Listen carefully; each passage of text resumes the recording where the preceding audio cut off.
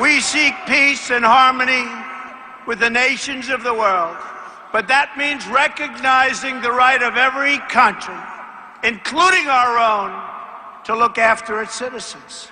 We would put other countries first. We had people running our country that truly didn't know what the hell they were doing. And over the last 2 weeks, since our victory, I've spoken to many foreign leaders. And I will tell you, they have such respect for us. They all tell me how this was amazing. They all tell me how they sat in their magnificent rooms in different countries throughout the world. These are the leaders, the prime ministers, the presidents, all of them. How they sat in their magnificent rooms watching in wonderment.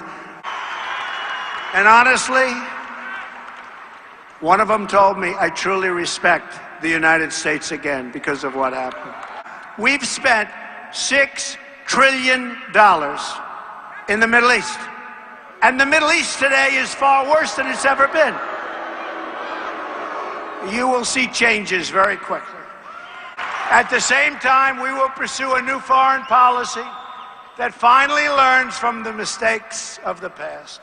We will stop looking to topple regimes and overthrow governments, folks. Remember, $6 trillion, $6 trillion in the Middle East. $6 trillion. Our goal is stability, not chaos. Because we want to rebuild our country. It's time. It's time.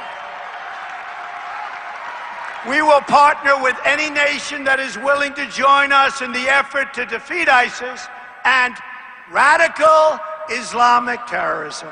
Okay, we have to say the term. Have to say the term. In our dealings with other countries, we will seek shared interests wherever possible and pursue a new era of peace, understanding, and goodwill.